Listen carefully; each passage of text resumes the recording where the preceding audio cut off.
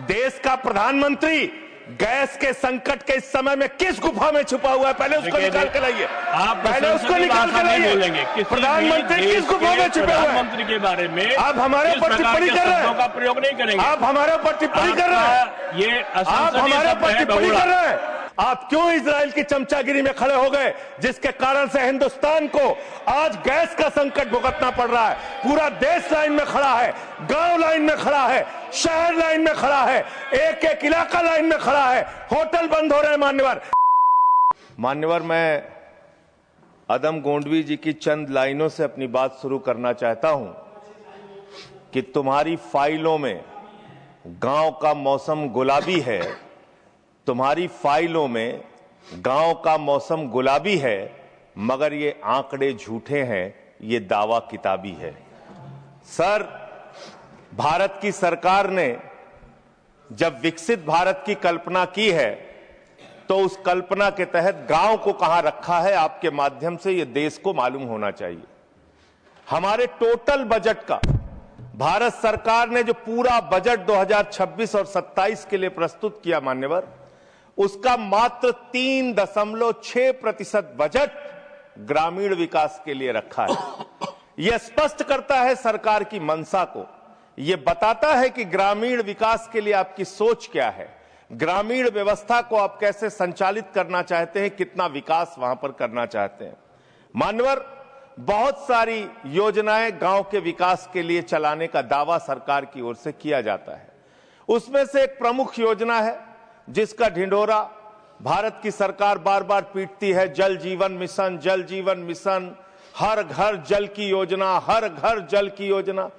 वो जल जीवन मिशन क्या है मान्यवर, जिसके ऊपर आप लाखों करोड़ रुपए अब तक खर्च कर चुके हैं। गांव गांव में पाइप से पानी पहुंचाने के नाम पे लोगों से आप पैसा लेंगे, वहां की जनता को मीटर लगा के पैसे की वसूली करेंगे, जो व्यवस्था पहले नहीं थी। उसके बाद आपने गांव गांव में सड़कों की खुदाई कर दी। जो ग्रामीण व्यवस्था के अंदर जिला पंचायत से सड़क बनी थी, ग्राम सभा से सड़क बनी थी, जो गांव के विकास के लिए पैसा लगा था, उसको जल जीवन मिशन के तहत सड़कें खोद के, गांव के रास्ते खोद के उसको बर्बाद करने का काम किया गया। तो जल जीवन मिशन जन जीवन को अस्त व्यस्त कर रहा है। एक तो ये उस मिशन की खासियत है जो सरकार को सोचना और जानना चाहिए। दूसरी बात मान्यवर, मेरा तो कहना छोड़ दीजिए, भारतीय जनता पार्टी के एक विधायक है ब्रजेश राजपूत जी, उन्होंने उत्तर प्रदेश के सरकार के मंत्री का घेराव किया। मान्यवर, अरे मान्यवर, देश का सबसे बड़ा राज्य है, उसी राज्य से आप भी आते हैं, हम भी आते हैं, उसी राज्य से आप भी आते हैं, हम भी आते हैं। तो अगर एक भ्रष्टाचार के मामले में कोई जानकारी आपके माध्यम से मैं दे रहा हूं तो जानना चाहिए मान्यवर आपको। मान्यवर, रूरल डेवलपमेंट के नाम पे इस जल जीवन मिशन में गांव गांव में टंकियां बनाई गई। उन पानी की टंकियों की हालत जाकर देखिए। वो पानी की टंकियां उद्घाटन से पहले उजड़ जाती हैं, उद्घाटन से पहले उखड़ जाती हैं, टूट जाती हैं, गिर जाती हैं। 5-5, 10-10 करोड़ की टंकियां, पाइपलाइन जो है वो टूट जाती है। तो मैंने तो इसका मामला सबसे पहले उठाया था, तब सरकार ने हमारी बात नहीं सुनी, कई मुकदमे मेरे ऊपर उल्टा करा दिया। लेकिन इनके एक विधायक ने मान्यवर अपने ही मंत्री का घेराव कर लिया ब्रजेश राजपूत जी ने, और कहा और बीजेपी के विधायक ने कहा कि इस योजना में जबरदस्त भ्रष्टाचार है। इसलिए ये योजना भ्रष्टाचार की भेंट चढ़ चुकी है। दूसरी बात आते हैं, आपने गांव के अंदर जो तमाम और स्कीम शुरू की और उसकी हकीकत क्या है, कितना बजट निर्धारित किया, कितना खर्च किया।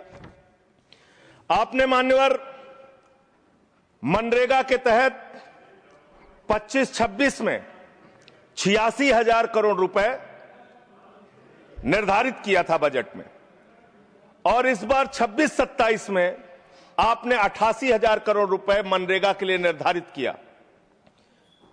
जब आपने 86,000 करोड़ रुपए निर्धारित किया तो आपकी गारंटी थी 100 दिन की। जब आपने 88,000 करोड़ रुपए निर्धारित किया तो आपकी गारंटी है 125 दिन की, और आप कह रहे हैं हम 60% भागीदारी करेंगे। पिछले कई वर्षों से जब से प्रधानमंत्री नरेंद्र मोदी जी बने हैं इस देश के और जब से भारतीय जनता पार्टी की सरकार है, मनरेगा की स्कीम में इस सदन के अंदर मैं पूरे जिम्मेदारी से बोलना चाहता हूं, एक भी साल में 50 दिन से ज्यादा आपने रोजगार नहीं दिया। मनरेगा स्कीम को आपने मारने का काम किया, खत्म करने का काम किया और उसके बाद आपने कह दिया 40% राज्य सरकारों की हिस्सेदारी होगी। जो राज्य सरकारें ज्यादातर घाटे में चल रही हैं, चलिए वो भी आपने कर दिया जो आपको करना था, आपने स्कीम पास कर दी जी राम जी की। लेकिन मुझे आप जरा कृपा करके बताइए, आपके हिस्से का 125 दिन के हिसाब से रुपया बैठता है मंत्री जी 2 लाख करोड़ रुपए, तो आपने तो निर्धारित ही 88,000 करोड़ रुपए किया है। तो आप इस स्कीम में क्या सोचते हैं, क्या आपकी योजना है और कितना आप बजट निर्धारित करना चाहते हैं? यानी कि आपकी मंशा ही साफ नहीं है कि आप मनरेगा स्कीम को गांव-गांव तक चला सके। इसके बाद मान्यवर आते हैं, एक मिनट माननीय मंत्री करना चाहता हूं कि जब मैं बोलूं तब आप सुनने जरूर उपस्थित रहना, बोल के चले मत जाना, एक एक चीज का जवाब दूंगा।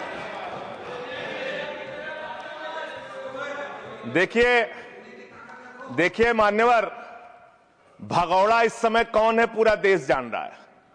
भगौड़ों के बारे में मत कहिए।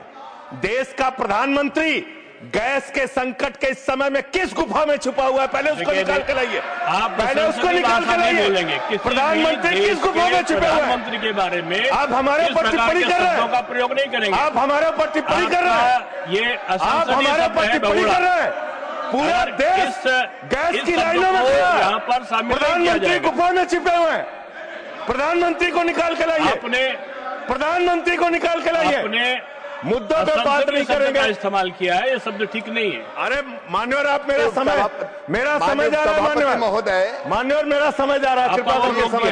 जी राम जी ने आपको रोक दिया। जी राम जी पर रात को 1:30 बजे तक मैंने चर्चा सुनी और जब उत्तर देने की बारी आई तो विपक्ष भाग गया था। इसलिए मैं निवेदन कर रहा हूं कि रहना जरूर, एक एक चीज का जवाब दूंगा, एक एक चीज का। दूसरी चीज है जो भगोड़ा शब्द है उसको उसमें शामिल नहीं करेंगे। जी मान्यवर, बात करते हैं ग्रामीण विकास की आप बात कर रहे हैं। उज्ज्वला स्कीम के तहत 8 से 10 करोड़ सिलेंडर गांव में आपने बांटे हैं और 10 से 11 करोड़ सिलेंडर के कनेक्शन लोगों ने अपने आप से लिए हैं। 21 करोड़ सिलेंडर के कनेक्शन गांवों में हैं।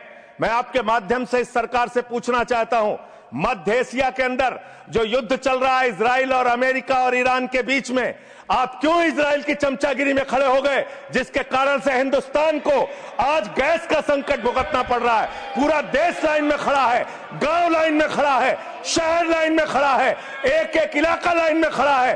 होटल बंद हो रहे हैं मान्यवर, मोरवी के अंदर गुजरात में टाइल्स की फैक्ट्रियां बंद हो रही है मान्यवर। आपने क्या हालत की है? आप राज्यों के साथ न्याय नहीं करते, आप ग्रामीण व्यवस्था के साथ न्याय नहीं करते। आपने बनारस के अंदर 4200 एकड़ जमीन वहां के किसानों की जबरन कब्जा की। 2013 का जो अधिकरण का नियम है वो नियम आपने लागू नहीं किया। वहां लाठियों से किसानों को पीट के प्रधानमंत्री के संसदीय क्षेत्र में जमीनें कब्जा करने का काम आपने किया। जो पंजाब पूरे देश का पीडीएस सिस्टम चलाता है, 50% भागीदारी पंजाब के किसानों की होती है। आपने पंजाब के रूरल डेवलपमेंट का 8,000 करोड़ रुपए मार के बैठे हुए। आप बताइए क्यों आपने पंजाब का हिस्सा नहीं दिया? क्यों आप वहां के साथ सौतेला व्यवहार कर रहे हैं? बताइए इस देश को और पंजाब के लोगों को। वहां पर बाढ़ आई, आप भी गए थे मंत्री जी वहां पे दुख जताने के लिए। आपने वहां की भयावह परिस्थितियों को देखा था। बावजूद इसके 1600 करोड़ रुपए की मदद आपने घोषित की थी।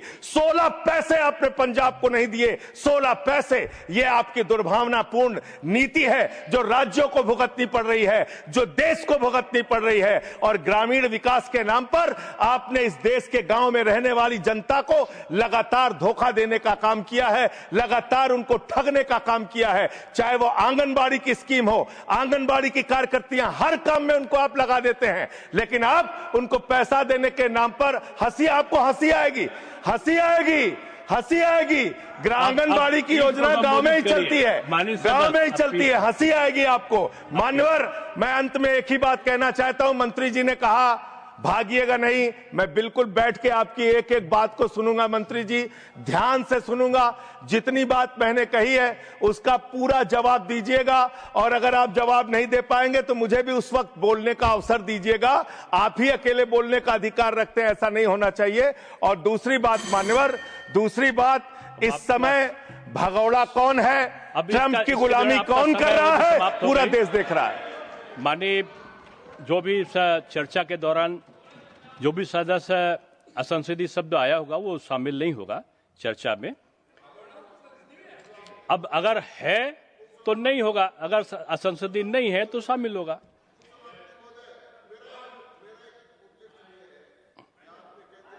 नहीं आएगा, लेकिन आजकल जो व्यवस्था है वो दूर संचार के माध्यम से चली जाती है, इसलिए ये भी व्यवस्था होनी चाहिए कि जिसको रिकॉर्ड में नहीं लिया है वो बाहर भी नहीं जाएगा। अब आपने किस चीज को कहा? जिस चीज को सारी व्यवस्था करेंगे, जेल के शिक्षों में रहोगे और रहे और रहोगे। नहीं बोल सकते, आप सीधे बात नहीं करेंगे माननीय सदस्य, आप सीधे बात नहीं करेंगे, आप सीधे बात नहीं करेंगे। आप पीठ को संबोधित करिए, आप पीठ को संबोधित करिए। ये आमने सामने बहस का मुद्दा नहीं है। आप संसद में हैं, माननीय संजय सिंह, माननीय सदस्य, आप पीठ को संबोधित करिए। आप इस तरह से बात नहीं कर सकते। Next speaker Shri P Sunil ji. देखिए, मैं माननीय सदस्यों से अनुरोध करूंगा कि जो चर्चा होती है उसमें शब्दों का संयम ये आवश्यक होता है। आरोप लगाने पे मनाही नहीं है, लेकिन आरोपों की भी एक सीमा होती है शब्दों की, उसका पालन करना होगा। और जो इस प्रकार के शब्द आए होंगे जिनमें आपत्ति हो सकती है वो सम्मिलित नहीं होंगे। और दूसरा एक और अनुरोध साथ में है कि हम लोग सोशल मीडिया का, जैसे आपने जिक्र किया, सोशल मीडिया पे हम लोग जो यहाँ पर वक्तव्य होते हैं उनको देते हैं और किसी व्यक्ति विशेष के बारे में हम कुछ विश्लेषण लगाते हैं तो वो यहाँ पर उपस्थित नहीं होते। लेकिन सोशल मीडिया में जब वो चलता है तो कभी माननीय प्रधानमंत्री जी सुनते हुए दिखाई पड़ते हैं, कभी गृह मंत्री। मैं समझता हूँ ये उचित नहीं है। संसदीय व्यवस्थाओं के अंतर्गत वो वही होना चाहिए जो सदन में मौजूद हों।